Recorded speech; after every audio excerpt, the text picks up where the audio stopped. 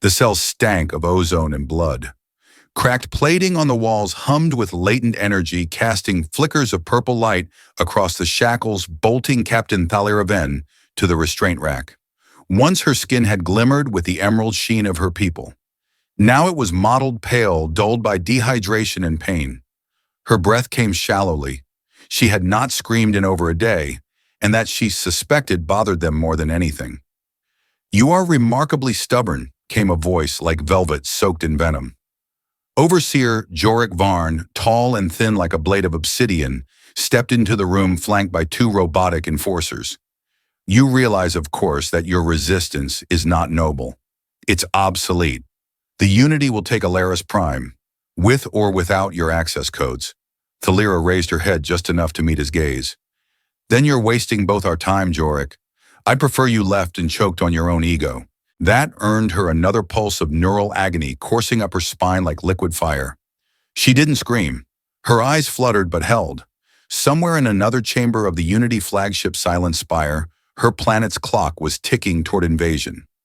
She was the last of Alaris's command chain still breathing. If she gave up those codes, 30 million free people would fall under the Unity's boot. Jorik crouched before her voice now syrupy. "Your people won't even know you died here. You'll vanish. A footnote, a curiosity in our archives. Then make sure they spell my name right." The enforcers moved toward her again, but stopped as the ceiling above them groaned. A distant thud reverberated through the hull. Another, louder. The lights flickered. Jorik stood, expression sharpening. What the door exploded inward in a bloom of plasma and smoke. The enforcers were down before their targeting arrays finished recalibrating. One had its head melted to slag. The other crumpled as a plasma round struck its chest core. Through the haze stepped a man-human Thalira realized in a daze. Scruffy with tousled dark hair and a jaw shadowed by stubble. He wore an outdated but heavily modified Confederation combat suit glowing with faint blue lines. His rifle spun to cover the room in one fluid motion. "Well," he said, voice light, amused even. "Looks like I made it just in time for the dramatic entrance." Jorik ducked behind a terminal. "Security breach in sub-block Epsilon," he barked into his comm. "One human operative armed, likely suicidal." The human didn't wait. He strode toward Thalira, pulling a device from his belt. "Captain Thalira Ven. Right, you look like hell. Let's fix that." She squinted at him. "Who in the six spirals are you, Jace Wren, at your service?" he said, attaching the device to her restraints. "Technically ex-Confederation Special Forces. But let's not stand on ceremony. Friends call me Renegade. Enemies call me... Well, usually they don't call much of anything anymore." With a zap and a hiss, her restraints disengaged. She slumped forward and he caught her, effortlessly cradling her like she weighed nothing. "You came alone," she murmured, blinking up at him. "That's deeply unwise." "Good. Then we'll get along just fine." Blaster fire from the corridor interrupted them. Jace turned, shielding her with his body as he returned fire. 3 Unity guards dropped before they could even shout a warning. Thalira coughed. "You're insane, usually. But I get results." He adjusted her in his arms. "Now let's blow this flying death cube. You have a plan? Define plan." She almost laughed. It came out a wheeze. "You really are reckless." He grinned. "Compliments later. Right now we run." The two of them tore down the corridor, emergency lights pulsing blood red around them. Alarms echoed from every angle. Thalira forced her legs to move when he set her down near a lift shaft. "Can you climb?" he asked, still firing behind them. "I was climbing glacier ridges before you were toilet trained. I'll take that as a yes, warrior princess." "Don't call me that. You say that like you'll live long enough to stop me." The lift shaft was narrow and lined with emergency rungs. With his help, she pulled herself up. The pain in her limbs was excruciating, but she bit down on it, climbing with grim determination. They emerged near the hangar deck where Jace's ship, a battered gunmetal gray stealth freighter, sat waiting, its engines spooling up. Unfortunately, so were 8 Unity guards positioned in a tight perimeter. "That your ship?" Thalira asked between gasps. "Looks like it's held together with chewing gum and bad decisions. Don't knock the troublemaker. She saved my ass more times than I can count." He handed her a sleek sidearm. "How's your aim?" She flicked the safety off with one hand and checked the charge with the other. Top marks Hilarion Academy. 15 confirmed hits in zero-G simulation at age 15. Jace blinked. Remind me not to flirt with you until I'm behind cover. You already flirted. You just weren't behind cover. He smirked. Touché. Ready on 3. 3. They both exploded into action. Plasma bolts rained around them. Jace zigzagged, drawing fire, while Thalira sprinted in a low crouch toward the ship's ramp. She fired twice, dropping 2 guards in quick succession. Ramp codes 4407, Jace shouted, diving behind a cargo crate. Thalira reached the ship and keyed in the code with trembling fingers. The hatch whooshed open. A Unity heavy trooper aimed a rocket launcher from behind a container. Jace tackled him just as he fired the rocket, spiraling off into the ceiling and detonating harmlessly above. Thalira turned shot twice and cleared the path for him to run. Inside, she shouted. The troublemaker's engines roared as she sprinted to the cockpit. Control panel to the right of the pilot's seat. Already on it, she said, strapping in and activating shields. The ship rumbled beneath them. Jace leapt up the ramp just as plasma fire singed the hull. More guards flooded the hangar entrance. Among them, Jorik Varn, his robes, smoking face twisted in fury. You'll pay for this, human. Add it to my tab, Jace called, slamming the hatch shut and diving into the pilot's seat. Let's see what this old girl's got left. The ship lurched, hovering above the hangar floor. Ahead, the magnetic barrier started sealing the station, trying to trap them in. Punch it, Thalira shouted. I like you, Jace muttered, firing twin missiles at the hangar doors. The explosion tore a hole wide enough to escape. He gunned the thrusters. The ship screamed into open space, trailing sparks and glory. Behind them, alarms wailed. Ahead of them, the stars stretched like freedom. Thalira exhaled, body shaking with pain and adrenaline. Jace looked over, his cocky grin softened. Hey, you made it. Barely. You're still standing. That's more than most. She let her head rest back against the seat. You're reckless. You could have died. He glanced at her. But you didn't, she added, voice quieter. And neither did I. Not today. For a second, only the hum of space engines filled the silence. Then Jace cracked a smile again.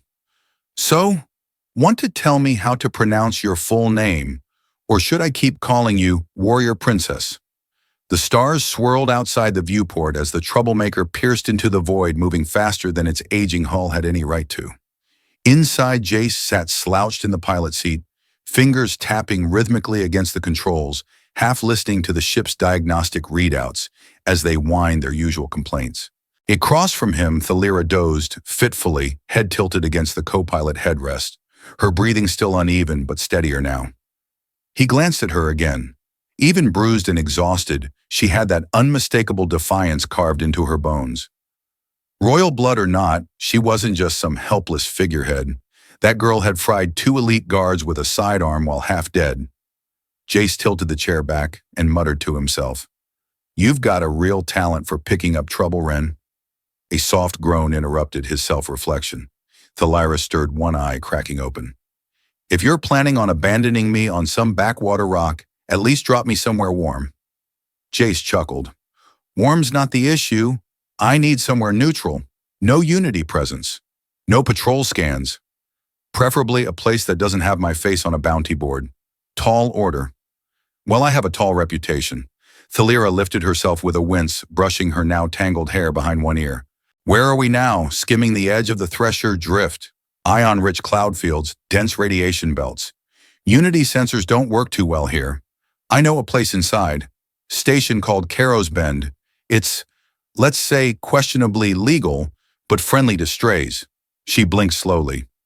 Is that your code for smugglers and mercenaries?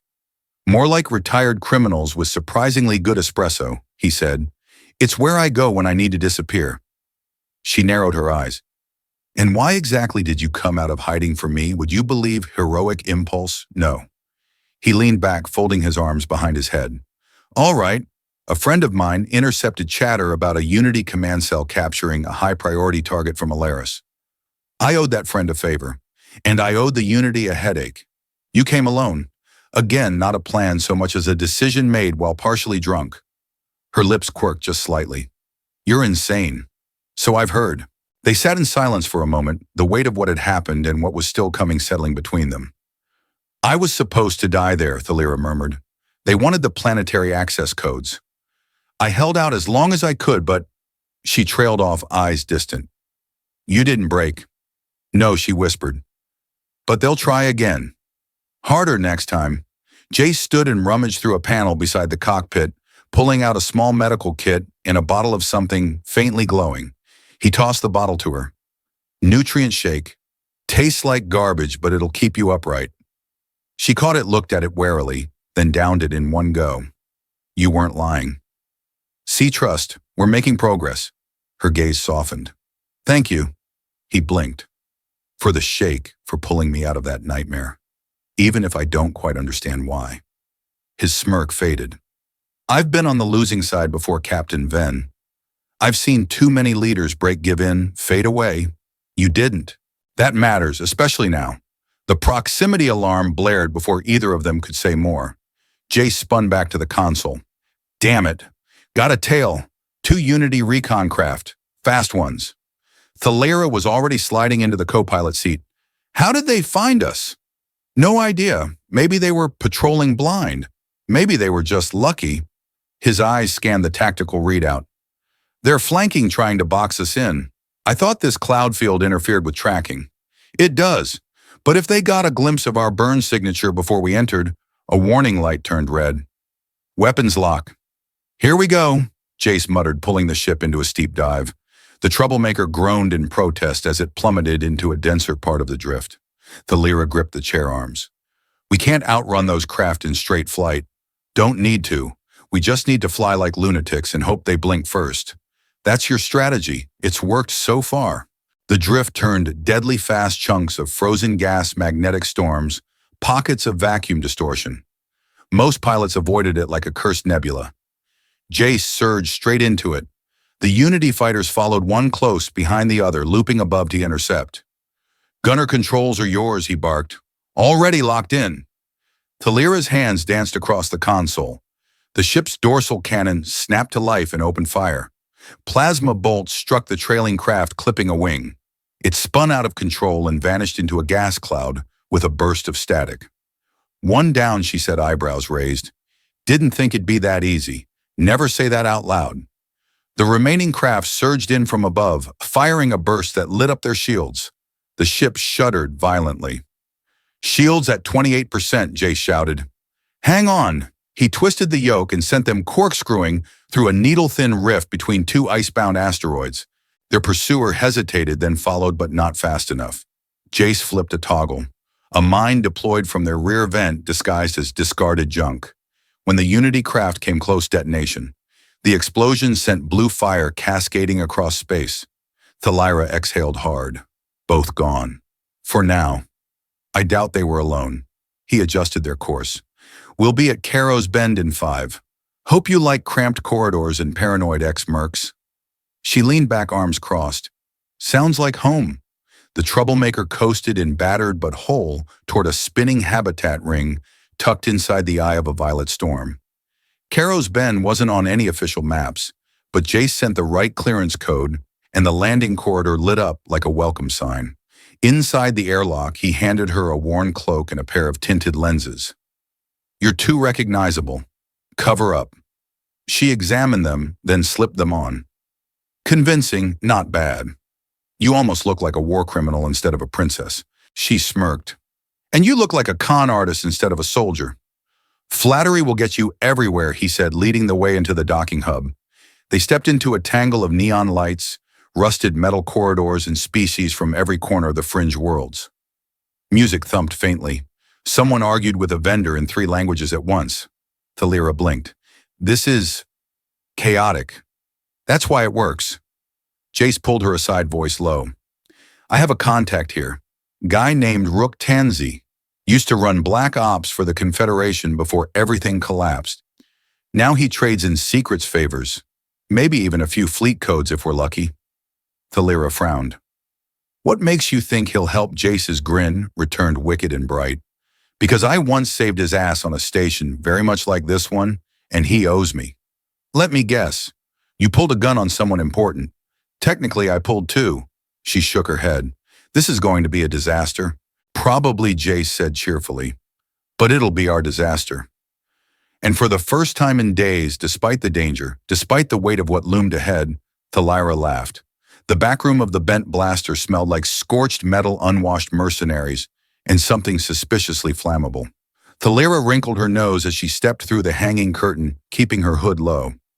Jace followed casual, as ever, hands tucked into the pockets of his jacket, as if walking into an ambush was just another Thursday.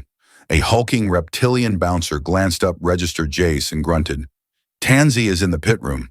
Try not to bleed on the furniture." "No promises," Jace said with a lopsided grin brushing past. Thalira leaned in. "Is that normal, hero sweetheart? This place doesn't even have a non-normal." They turned down a narrow passage where the walls blinked with flickering LEDs and questionable graffiti. Thalira's stride was steady, but her eyes missed nothing. She'd spent enough time in war zones to know when tension hung thick in the air, like plasma fog.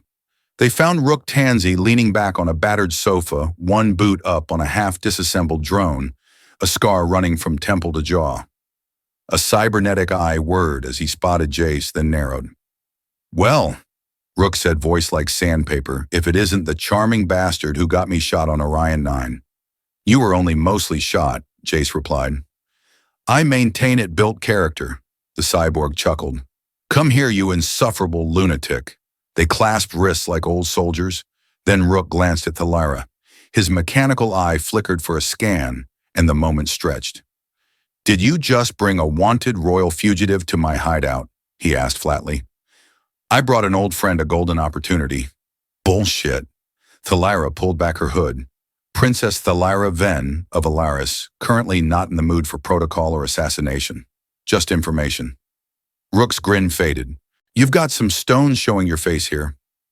"Most of them are bruised," she replied. "But we need your help. I don't run black ops anymore. I sell second-hand intelligence and occasionally throw people out of airlocks for fun." Jace leaned against a wall. "We need intel on the Unity fleet movement, particularly anything tied to a ship called the Spectral Tide." Rook went still. "That's a ghost ship. Flag-level Unity command, experimental systems stealth tech, and a fleet AI so paranoid it once flagged its own crew as intruders." "Perfect," Jay said, "because they're headed for Alaris. We need to know how to stop them." Rook shook his head. "That ship doesn't stop. It disappears. When it shows up, planets fall." Thalira stepped forward. "Then we hit it first." He stared at her. "You're serious. Deadly." Rook sat in silence, then let out a breath. "You Confederation types never learn to stay dead." "Neither do you," Jace said with a smirk. "I might have a data pulse," Rook muttered. "Intercepted Unity comms from an ops spire near the Glint Verge. But it's encrypted. Deep key level 12. Can you break it with a fusion core 2 hours and probably a bottle of whiskey?" Jace pulled a data crystal from his belt and flipped it. "You get the encryption, we get the target." "Simple." "Not simple," Rook snapped. "Stupid, suicidal, and you'll owe me." "I already do. Now you owe me more." Thalira arched a brow. "You two always talk in threats and guilt," pretty much they said in unison. Later, back aboard the Troublemaker, the hum of the ship's engines was oddly soothing. Thalira sat on the lower bunk in the crew quarters, rubbing a bruise on her forearm. Jace emerged from the cockpit, dropping a ration bar onto the table and flopping into a chair. "Rook's decrypting the packet now," he said. "Says it'll take about an hour. Or one of his kidneys. I didn't expect your network to be so colorful." He shrugged. "I collect people the way others collect terrible tattoos. Some are useful, some are disasters, some are both." "Rook's the third kind." She picked at the ration bar. "Why did you leave the Confederation?" The air shifted slightly. He didn't look at her at first. "We started as peacekeepers, protectors. The moment we became tools for people who wore medals, but never saw battle, I knew I couldn't stay. They betrayed you." He glanced up, smile faint. "They betrayed everyone." Thalira looked away. "I always thought the Confederation fell because it was weak." Jay shook his head. "It didn't fall. It was dismantled. From the inside out. A silence stretched between them, not uncomfortable, just heavy with shared weight. "You know," she said, voice lighter, "you're different from how I imagined a reckless hero would be." "I'm not a hero. You keep saying that. Because I mean it. But you keep saving people. Risking everything." "I don't save people." he muttered, standing. I just refuse to leave them behind. She watched him go. When the door closed, she touched the small insignia pinned inside her cloak, the crest of Ilaris. And for the first time since her capture, she felt something fragile take root beneath her ribs. Hope. They met Rook again in a private booth within the station's encrypted comm wing, a cacophony of static hum and projection screens. He slid the decrypted file across the table. It's a route manifest. The Spectral Tide is making a rendezvous with a Unity dreadnought in orbit over Rentar for one of their deep space fuel outposts. Thalira studied the data. If we intercept there, we can catch them off guard. It'll be guarded, Rook warned. No approach vectors, no comms, no mistakes. That ship has sensor webs tighter than a noble's corset. Then we'll use one of theirs, Jace said, tapping the manifest. Supply haulers get through without question, right? Rook's face twisted into a grin. You're not seriously thinking. Oh, I'm seriously thinking, Jace said. We steal a Unity supply ship, sneak aboard the Spectral Tide, and plant a systems buster right in its teeth. Rook laughed. You're out of your damn mind, and you're the one giving us the clearance codes. Thalira leaned in. You said the Spectral Tide doesn't stop, but everything has a weakness. Rook sobered. That ship has an onboard AI core, linked directly to fleet protocols. You shut down that core, the whole tactical network collapses for 100 sectors. Then that's our target. They stood. Rook handed Jace a fresh data chip. You'll need forged IDs, override commands, and a hell of a poker face. You have one of those things, Thalira teased. Jace smirked. It's the poker face, right? She gave a diplomatic shrug. As they turned to leave, Rook called out, Hey, Ven! She glanced back. Don't let this idiot die. He's annoyingly good at staying alive. No promises, she said, lips curling. Back aboard the Troublemaker, Jace tapped the navigation panel. Next stop, Unity Logistics Yard 97, home of unguarded cargo ships and bored clerks who get paid too little to ask questions. Thalira fastened herself into the co-pilot seat. You really think this can work? I think it has to. They stared out at the stars, the drift behind them, the tide ahead, and between them, uncertainty, maybe more. Jace cleared his throat. So, when this is over, and if we're not dead big, you owe me a real drink. No ration bar, no protein sludge, something with bubbles. Thalira glanced at him sideways. You'll have to earn it. He grinned. Princess saving the galaxy wasn't enough. She smirked. Maybe, but you'll still have to learn which fork to use at royal dinners. Deal, I'll bring my own fork. And the Troublemaker roared into the void, carrying its mismatched crew toward one last impossible heist. The Unity Logistics Yard 97 loomed ahead like a lifeless behemoth gray, symmetrical and dull as a corporate instruction manual. Docking towers extended like skeletal arms into the void, latching and releasing freighters with ruthless efficiency. From afar, it looked like the most boring place in the galaxy, which Jace insisted made it the perfect place to steal a ship. The Troublemaker hung just outside the yard's sensor perimeter, cloaked by a proprietary jamming field, so illegal it practically screamed, "Arrest me." Inside, Thalira adjusted the collar of her stolen uniform. Her skin now appeared a muted teal thanks to Rook's dermal mod, and her long hair had been coiled into a tight knot under a standard Unity crew cap. I look like an assistant inventory manager, she grumbled, inspecting herself in the cockpit's reflective panel. You are an assistant inventory manager, Jace replied, stepping in beside her, wearing an ill-fitting logistics officer's coat. He dyed his hair jet black, added a scar across his cheek, and held a clipboard with such bureaucratic menace that Thalira had to stifle a laugh. And you, she said, smirking, look like someone who yells at waiters. Thank you. I've been working on my corporate menace glare. She straightened his collar with a flick. You're 5% menace, 95% sarcasm. Not true. I'm at least 12% menace. My ex said so. They docked the Troublemaker inside a derelict asteroid core disguised as an old mining rig, then took a shuttle pod toward the logistics station. As the pod docked, Jace muttered, Okay, remember names are Lieutenant Hal Corvin and Technician Pierre Arel. You outrank no one. You hate your job. You're constantly under-caffeinated. Thalira gave him a flat look. That won't be difficult. Two Unity dockmasters met them on the gangway. Their expressions didn't change as they scanned the forged credentials. You're early, one of them said without interest. Efficiency is rebellion, Jace responded deadpan. The dockmaster blinked slowly. That's not an official motto. It should be, Thalira muttered, glancing at the towering cargo vessel behind them. The UCS Verity, a logistics hauler bound for Rentar 4, the rendezvous point for the spectral tide. Its outer hull was covered in grime, its registry code half faded. Perfectly average, perfectly invisible. The dockmaster waved them through. Cargo bay's yours. Try not to mix up the crates this time, Corvin. No promises, Jace called over his shoulder. Inside the Verity's crew hold, they wasted no time.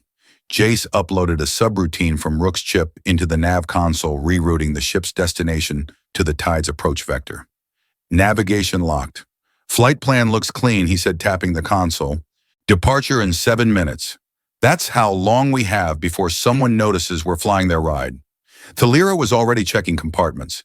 Ship's only crewed by 3 droids and a very disinterested engineer named Chax, who appears to be asleep in the galley. Should we, lock him in a closet? I'm not drugging civilians. Well, aren't you the moral compass? She rolled her eyes.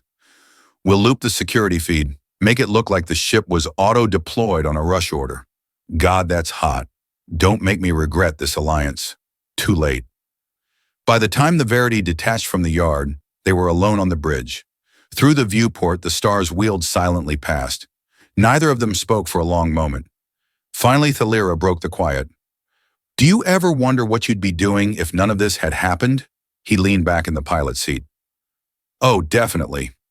I'd be running a beachfront dive bar on Varel, serving drinks to sunburned tourists and stealing their wallets between rounds. She smirked. Sounds noble. She hesitated. I'd be arguing with ministers about the ethics of orbital mining permits and scheduling galas for visiting ambassadors. Glamorous, not really, but peaceful. He glanced at her. Would you go back to that life? She looked away. Not as it was. Too many ghosts. The nav console beeped. Jace sat up. We're approaching Rentar 4's perimeter. Unity patrols are thin out here, but we'll need to stay sharp. Ship signatures, 1 Unity, Dreadnought in low orbit. That'll be the spectral tide. It's not broadcasting ID codes, but yeah, that's her. Thalira stepped forward, watching the distant silhouette loom into view, sleek, angular, and wickedly dark against the blue crescent of Rennerf. The ship gave off an aura like it wanted to erase anything that stared at it too long. I feel cold just looking at it, she murmured. Good. That means your instincts work. As the Verity neared the Dreadnought, an automated hail pinged them. A filtered voice came through supply vessel, state manifest code, and proceed to docking berth Sigma 9. Jace entered the codes with steady fingers. Here goes nothing. A tense few seconds passed. Then code accepted. Proceed. The Verity glided toward a lower dock. Inside the bay, robotic arms reached out to begin offloading crates. Jace and Thalira moved quickly, slipping into the maintenance access tunnels outlined in Rook's schematics. The AI cores in the sub-command chamber beneath the main bridge, Thalira whispered as they climbed through a dim conduit. We have to implant the breach virus and get out before the auto-scan detects the intrusion. Easy. That wasn't a joke. Wasn't laughing. They dropped into the corridor near the restricted deck. Uniformed officers passed by, unaware of the strangers in their midst. Every second felt like walking a tightrope over a furnace. At the security checkpoint, they paused. Showtime, Jace said, stepping forward and presenting a false work order. The guard glanced at it, then at them. I thought the environmental inspection wasn't scheduled until next cycle, he muttered. Command bumped it. Something about hydrostatic inefficiencies, Jace replied smoothly. You know how they get. The guard muttered something obscene about bureaucrats and waved them through. They moved quickly through the datacore antechamber. Behind a sealed bulkhead lay the heart of the spectral tide's fleet coordination system. Ready, Jace whispered, producing the virus injector. Thalira nodded, drawing her blaster. Let's make history. He plugged the device into the terminal. Lights flickered. Uploading breach code now. 40 seconds. A metallic hiss echoed from behind them. A Unity officer rounded the corner. Jace froze. The officer stared. "You're not Thalira," shot the lights out. "Run!" They bolted, alarms blaring behind them. Jace grabbed the injector mid-upload and yanked it free. 70%, it's enough. They ducked into a maintenance shaft, crawling through vents lit only by their suit lamps. Footsteps rang out behind them. Voices shouted. "Cover the exit, I'm improvising," Jace hissed. "I hate when you say that." They dropped into the lower bay just as Unity guards burst into the corridor above. "We need a way out now," Thalira shouted. Jace spotted an unattended courier shuttle. There. They dashed across the deck, ducking blasts. Jace yanked the hatch open, shoved her inside, and hit the launch prep. "They're closing the blast doors." Thalira hit the manual override. The shuttle roared to life. Blaster fire sparked off the hull as it tore from the hangar, spinning wildly into the void. Inside, breathless and bruised, they strapped in. "We did it," Jace panted. "We're still alive." She looked at him, but for how long, he gave a lopsided grin. "Long enough to finish what we started." Outside, the spectral tide shimmered, and for the first time in its history, flickered with instability. The virus had taken hold. The stolen courier shuttle jolted violently as it broke through Rentar 4's gravity, well-warning klaxons wailing as plasma flak lit up space behind them. Jace's hands flew over the controls, fingers twitching between throttle and stabilizers. Beside him, Thalira tightened the harness across her chest, face flushed but focused. "Tell me you've flown one of these before," she shouted over the noise. "I played a simulator once," Jace said, teeth clenched. "Jace!" "Fine twice." The shuttle dipped under a barrage of proximity mines, skimming the edges of Rentar's outer ring. Explosions trailed behind them like angry fireflies. "They're scrambling interceptors," Thalira barked, tapping into the limited sensor array. "Fast movers. 5 of them. ETA, 60 seconds. "Good," Jace muttered. "Gives us 59 to disappear." She glanced at him. "You're enjoying this." "I'm definitely not enjoying this," Thalira groaned. "Your brain is a tactical paradox. You like me for it. I barely tolerate you for it." They broke through the last of the defense perimeter, then plunged into the nearby asteroid field, chaotic, shifting and bristling with magnetic interference. Jace's favorite kind of hide-and-seek. He cut the engines. "What are you doing?" Thalira whispered, eyes wide, as the shuttle drifted lifelessly among tumbling rocks, letting them pass. Outside, the Unity interceptors tore through the field scanners, active but blind to the heat-silent shuttle drifting among the debris. "Come on," Jace muttered. "Come on, you overpaid sky bullies." The tension stretched like a drawn bowstring. One of the interceptors flew so close, Thalira could make out the pilot's visor through the viewport. Then nothing. They passed. We're clear," she breathed. Jace flicked the engines back on and veered the shuttle gently out of the field. "Well," he said, leaning back, "that was terrifying. I hate how calm you are in mortal danger. It's because I'm panicking on the inside." Thalira allowed herself a small smile, then grew serious. "How much of the virus uploaded before we ran 70%, maybe 75? It was enough. Their command node was already buckling when we launched. And you're sure it'll spread through their fleet network? If Rook's code worked right, it'll cascade through all vessels connected to the Tide's tactical AI. It won't crash their systems yet, but it'll disrupt command hierarchy, corrupt targeting protocols, and mess with their internal logistics. In short," she said, "chaos. Beautiful, delicious chaos." She leaned back in her seat. "This could be the moment the galaxy pivots." "You sound like you've been reading speeches again." She gave him a sideways glance. "It's a habit. Don't let me stop you. They sound better coming from you anyway."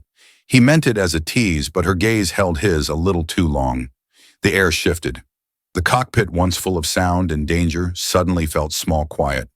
Their hands almost touched on the control console. Then the comm panel beeped. "Unidentified shuttle. This is the Starfall Confederation cruiser. Identify yourself." Jace rolled his eyes. Always interrupting the good moments. He opened the channel. "This is Jace Wren and Captain Thalira Ven aboard a repurposed Unity courier requesting docking and debrief. Also possibly snacks." A moment of static. Then Wren. "Are you serious Commander Zane is going to break something when he hears this?" Make sure it's not the snack machine, Jace said. Thalira sighed. You're really like this all the time, charming and impossible.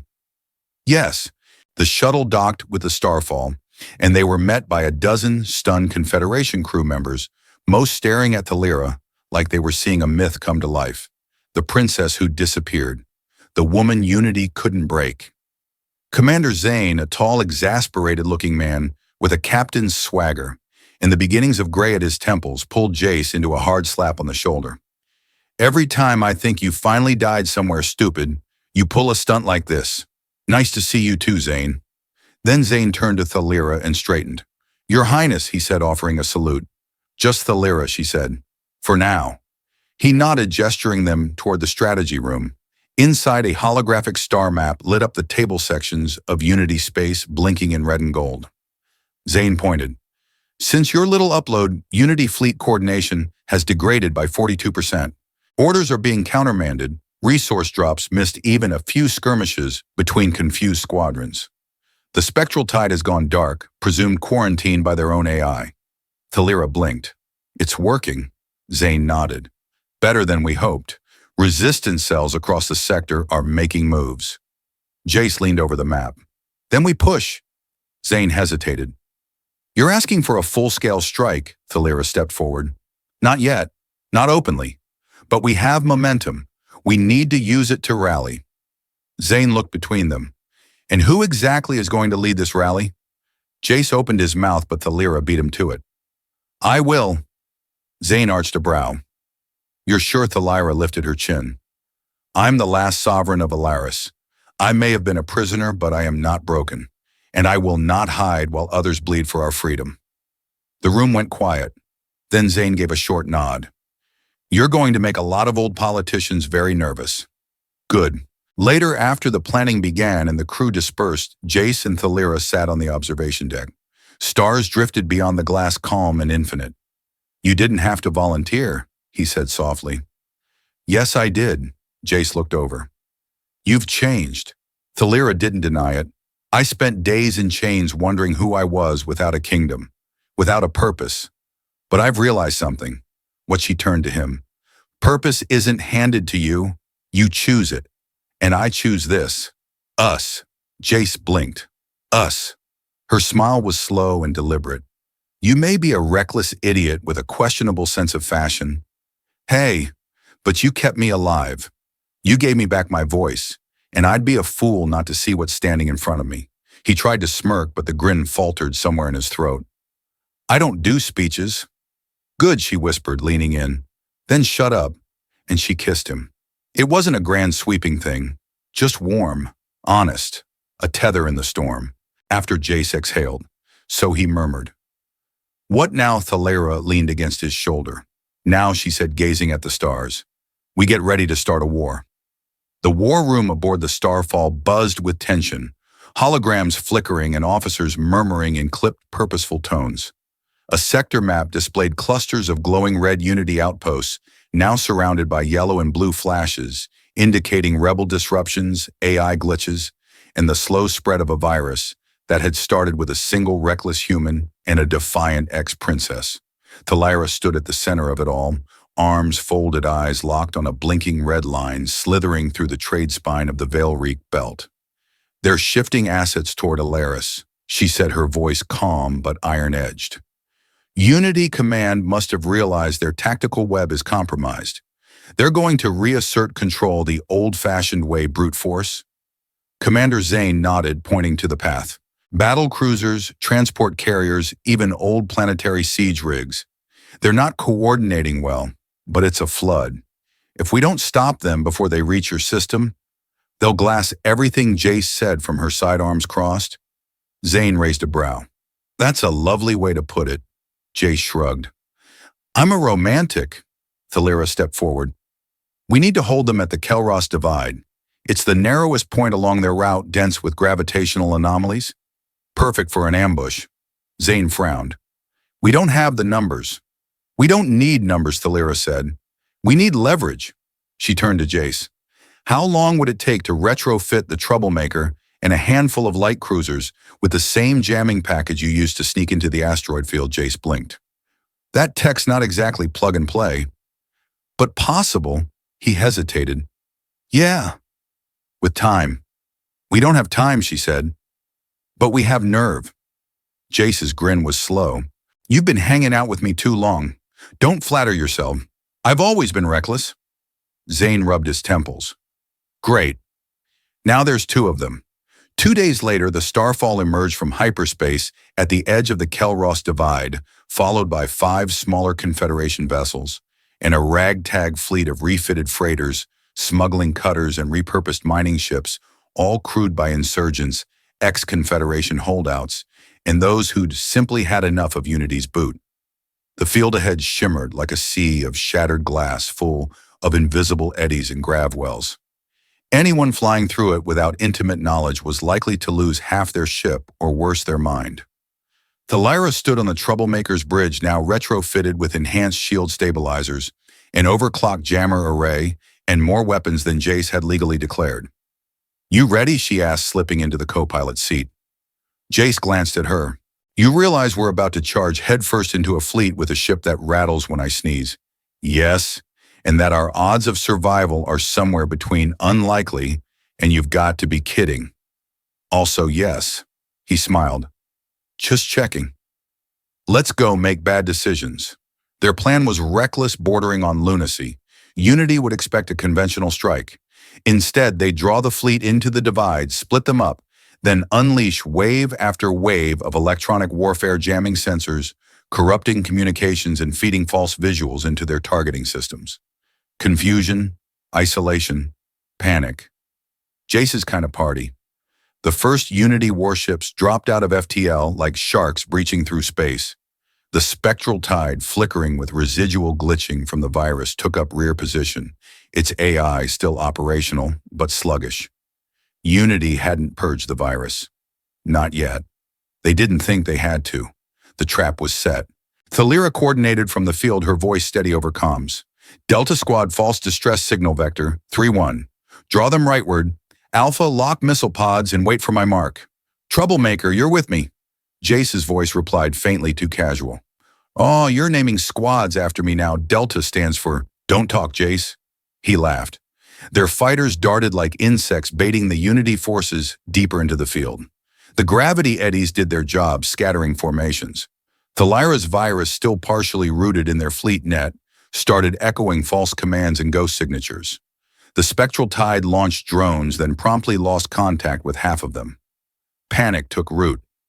Jace zigzagged the Troublemaker between spinning rocks flanked by 2 modified interceptors. A Unity cruiser locked onto them, but too late. They launched a mag flare, overloaded its sensors, and turned it straight into an asteroid wall. That's when Jace said, "And we didn't even get scratched. We're not keeping score." "I am." Back aboard the Starfall, Zane's voice cut in. "We've confirmed fleet disruption. Unity battlecruisers are splitting from formation. Some are firing on each other due to visual feedback loops." Thalira smirked. "That's our cue." The real attack began. Dozens of small craft poured in from the Divide's opposite side, Confederation remnants who'd been waiting in the wings. Rook Tanzi, piloting a gunship held together by grit and spite, led a squadron of old mercenary vessels. They never expect the disgrace to fight back. Rook growled over the comms. "Glad you showed up," Jace said. "Still owe me a kidney, Ren. We'll settle after the war." The sky exploded into 1,000 duels. Drones spiraled. Battleships shook. Fighters darted in and out of the anomalies like ghosts. Thalira and Jace moved as one, weaving between danger-calling targets, drawing fire, dealing justice. Their ships shouldn't have survived this long. But then again, neither should they. On the final pass, as the spectral tide tried to pull back, Thalira spotted an opening. "The AI's firewall is weakening," she said. "We have a 10-second window to upload the secondary virus." Jace veered hard, bringing them into attack range. "Plug it in." She opened the port, inserted the spike, and activated. The screen flickered. A hum pulsed through the ship like a deep heartbeat.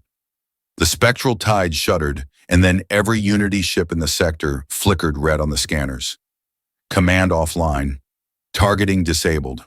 Coordination collapsed. They had won. Hours later, the battlefield was silent, save for the hisses of cooling metal and the last beacons of surrender. Aboard the Troublemaker, Jace leaned back in the pilot's seat, eyes closed. "Tell me again how this wasn't suicidal." Thalira chuckled, leaning her head against his shoulder. "It was. But we're not dead. So technically it was genius. We're starting to make a habit of that." Outside the viewport, the spectral tide drifted powerless. Elleris was safe for now, but they both knew this was only a beginning. The Unity wouldn't collapse overnight, but they'd been wounded, exposed, and the galaxy had seen it. "You think they'll remember this?" she asked softly. Jace turned to her. "I don't care if they remember my name. I care that they remember yours." She looked up at him, something warm flickering in her eyes. "And yours," she said, "is one I'm not going to forget." The Troublemaker touched down on Alaris Prime 2 weeks later. Its hull scorched its engines, wheezing, and its pilot grinning like he'd just flown a joyride instead of a battlefield relic. Jace popped the hatch open and leaned out arms wide. "I bring you your lost princess, a stolen ship, and a very reasonable invoice." Thalira shoved him aside, stepping onto the landing platform to the cheers of an enormous crowd. The capital city had rebuilt faster than anyone expected. Flowers bloomed again across the terraces, banners flew high with the sigil of Alaris, and her people had returned to the streets not as victims, but as survivors. Defiant. Free. Thalira's father, High Chancellor Varel Ven, stood at the top of the marble stairs flanked by guards and ministers. His face was lined with age, but when he saw her, something cracked in his careful composure. He stepped forward before formality could stop him and embraced his daughter. "You came back," he whispered. "I never left," she said. Not where it mattered. Behind her, Jace was already attempting to flirt with a cluster of Alarian technicians. One of them appeared intrigued. 2 looked horrified. Thalira sighed. "Please don't cause a diplomatic incident," she called over her shoulder. No promises. Later, after the public ceremonies, after the quiet tears and the shouted chants of celebration, Thalira found Jace on a balcony overlooking the starlit city. He was leaning against the railing, a drink in one hand, hair-tousled uniform jacket slung over one shoulder. "You clean up better than I expected," she said, joining him. "I always look amazing. People just don't usually notice under the grime and near-death situations." She smiled, leaning beside him. The air was warm-scented with native blossoms. Somewhere below, music played. He sipped his drink, then offered it to her. Rum from the southern archipelago, apparently reserved for state weddings, coronations, and exceptional acts of rebellion. "Guess which one we count as?" She took a sip, then raised a brow. "This is dangerously good." "I know. I'm considering defecting just for the liquor." They stood in silence for a moment, watching the night sky. The stars above Alaris were brighter than any station viewport. "So," Jace said finally, "you're a hero now. I didn't want to be a symbol. You didn't become one. You earned it." She glanced at him. "And what are you now? A rogue still running from his past?" He looked away. "I don't know. Maybe. But I've stopped running alone." Her fingers brushed his. "Good."